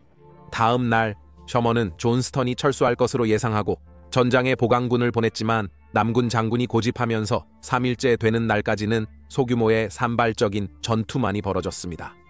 그리고 그날 연방군은 남군을 둘러싸고 뒤에서 공격했습니다. 남군은 공격을 물리칠 수 있었지만 장기적으로 볼 때 자신의 위치가 유지할 수 없는 것을 깨닫고 존스턴은 밤에 전장에서 철수하기로 결정했습니다. 버지니아로 돌아가서 피터스버그의 포위전이 계속되었습니다. 남군 장군은 균형을 회복하려고 연방군을 공격하는 계획을 세웠습니다. 그는 포트 스테드먼의 연방군 요새 도시를 포위하는 핵심 지점에 명령을 내렸습니다. 많은 사람들이 이 장군의 마지막 큰 공세라고 부르는 이 남군의 성공적인 포트 점령은 몇 시간 동안만 유지되었고 그들의 노력으로 전략적 상황이 변하지 않은 채 하루가 끝날 때까지 그들은 다시 도시로 후퇴했습니다. 3월 31일 연방군이 남군을 물리친 것으로 도시의 상황과 그와 관련하여 리치몬드의 남군 수도의 상황은 더욱 절박해졌습니다. 도시 서쪽의 화이트 오크 로드에서 그들의 측면을 불안정하게 만드는 위협을 가하였습니다. 따라서 리는 중요한 교차로인 파이브 포크스를 지키려 고 병력을 보냈지만 제대로 방어를 구축하는데 시간이 부족했습니다. 4월 1일에 연합군이 공격했을 때 남군은 철저하게 패배했습니다. 다음 날인 4월 2일 리는 목줄이 자신 주변에서 좁혀지는 것을 느끼고 피터즈버그와 남군의 수도인 리치몬드를 포기하라는 명령을 내렸습니다. 제퍼슨 데이비스 대통령과 그의 장관들, 그들은 빠르게 댄빌로 옮겨졌고 이틀 만에 링컨은 리치몬드의 데이비스 사무실을 방문했습니다. 리는 그의 군대의 나머지 부분을 가져와 존스턴의 군대를 향해 행진하며 그와 합류하기를 희망했지만 4월 6일에는 이 생존한 병력의 3분의 1이 세일러스 크릭의 은행에서 포위되어 전멸되었습니다. 리는 병사들과 함께 전진했으나 4월 9일 에포마톡스 법원에서 연방 기병에 막힌 것을 발견, 존스턴의 군대에 도달할 희망은 좌절되었습니다. 리는 가볍게 무장한 기병으로 이루어진 연방군을 쓰러뜨리고 병사들과 탈출할 수 있을 것이라 믿어 빠른 공격을 시작했습니다. 그러나 이는 사실이 아니었고 그는 곧 큰 수의 연방군 보병과 직면하게 되었습니다.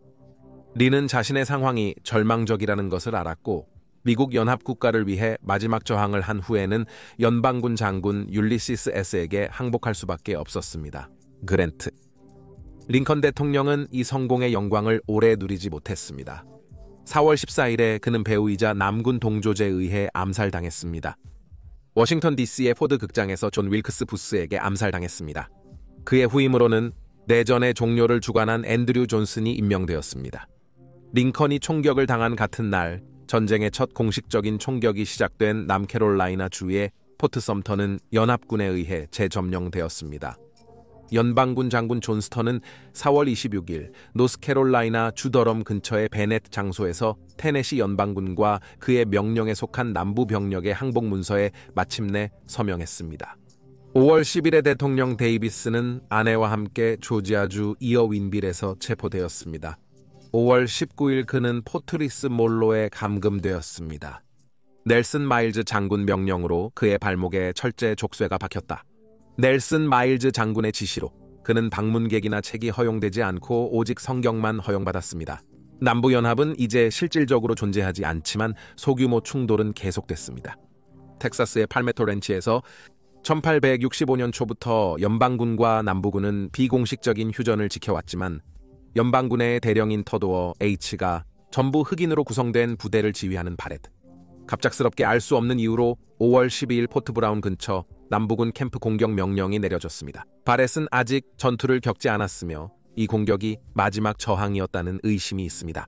전쟁이 끝나기 전에 자신에게 영광을 주는 노력의 일부입니다. 연합군 공격자들은 몇 명의 포로를 잡았지만 다음 날 그들은 남군 대령 존 살몬 포트에 의해 물리쳐졌고 다소 아이러니하게도 내전의 마지막 전투는 연합군의 패배로 끝났습니다. 이 남군의 성공은 그들이 사용한 대포 덕분이었는데 이는 많은 사람들이 멕시코 국경을 넘어온 프랑스 군대에서 왔다고 의심했습니다. 이 전투에서 연합군 일병 존 제이, 34번 인디애나 보병의 윌리엄스, 이 전투에서 마지막으로 사망한 사람으로 인정받고 따라서 전쟁에서 마지막으로 사망한 사람이다. 1865년 5월 26일 마지막 연방군의 공식적인 항복으로 남북전쟁이 공식적으로 종료되었다. 그러나 미국 남북전쟁의 한 가지 특이점은 항복 소식이 상당한 시간 동안 사람들에게 전달되지 않았다는 것이다. 사실 유럽, 남아메리카, 캐나다 해안에서 전투를 벌인 전함들은 전쟁 종료 소식을 듣는데 종종 몇 주가 걸렸다. 전쟁이 공식적으로 끝난 한 달 후, 바렌츠 해에서 작업 중인 고래잡이 선단은 CSS 쉬난도아라는 남군의 약탈자에게 공격당하는 것에 놀랐다. 고래잡이 선원들은 신문으로 리 장군의 항복을 보여 캡틴 제임스 워델에게 전쟁 종료를 설득하려 했다. 워델은 남군이 사라졌다는 사실을 믿지 않았지만 나중에 다른 선박들을 만난 후 이것이 사실임이 분명해졌다. 그 후 워델은 자신의 배를 아메리카의 서해안을 따라 항해하고 케이프 혼을 돌아 대서양을 건너 영국 리버풀로 돌아갔는데 이 여행은 대략 3개월 정도 걸렸다.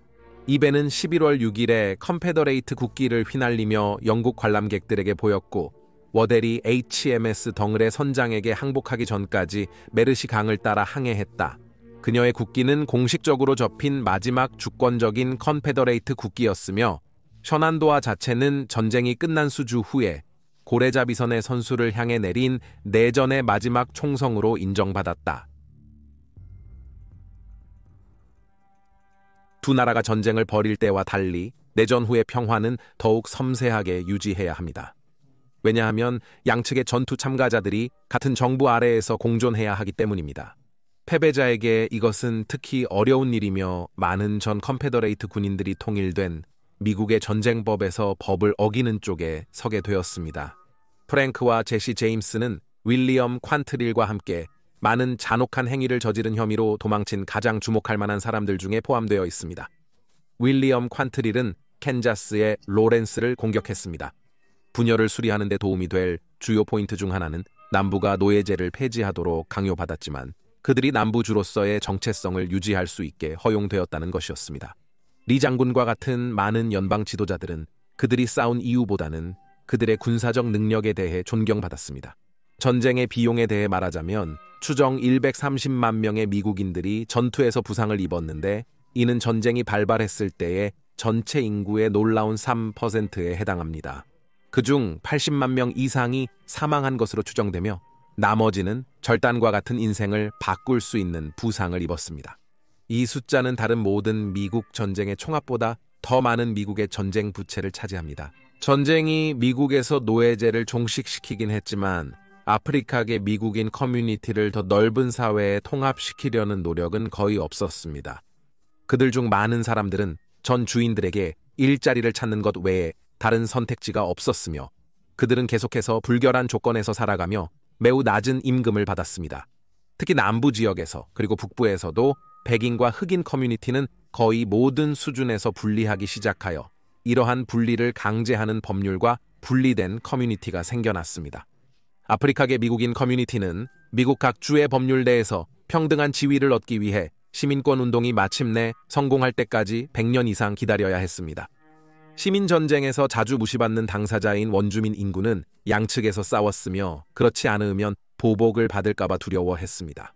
그럼에도 불구하고 그들은 전쟁 중과 전쟁 후에도 잔인하게 박해당했으며 이로 인해 2020년 메간 케이트 넬슨과 같은 역사학자들은 그들을 전쟁의 세 번째 당사자로 선언하고 그들이 어느 쪽을 지지하든 패배한 당사자라고 선언했습니다. 그러나 미국의 인종 분열은 여전히 심각하고 당국의 해결 능력은 한계에 봉착하며 이로 인해 계속 피해 흐름이 이어지고 있습니다. 2015년 6월 17일 백인 우월주의 총기 난사범이 사우스캐롤라이나 주 찰스턴의 교회 회중에 총을 쏘아 9명을 살해했습니다. 이런 참혹한 사건 이후에는 남부주에서 연방국가에 대한 모든 참조가 폐지되고 연방국가 영웅의 동상이 철거되며 연방국가 깃발이 불법화되어야 한다는 요구가 제기되었습니다. 연방국가의 후손들은 그들이 미국인이며 미국의 가치를 믿지만 연방국가와 그것의 유산은 그들의 문화유산의 일부이며 유지되어야 한다고 주장했습니다. 일부 역사학자들은 연방국가를 잇거나 불쾌한 역사의 일부라는 이유로 역사책에서 지워버리면 안 된다라고 주장합니다. 우리는 과거의 실수를 인식하고 반복하지 않기 위해 과거를 기억해야 합니다. 미래에 2020년 3월 타임 매거진에서 이 주제를 논의 중 역사학자 코디 마스는 나는 남부연합 기념물을 실제로는 남부연합을 위한 기념물이 아니라 남부연합이 무엇이었는지 그리고 내전이 무엇이었는지에 대한 소금처럼 위치시키려고 노력한다고 2020년 3월에 타임 매거진에 말했습니다. 그것은 차이가 있습니다. 제 관점에서 그들은 실제로는 내전의 역사에 대한 교훈이 아닙니다. 그들은 내전에 대한 미국인들의 기억에 대한 역사 교훈입니다. 자막은 amara.org 커뮤니티에 의해 제공되었습니다.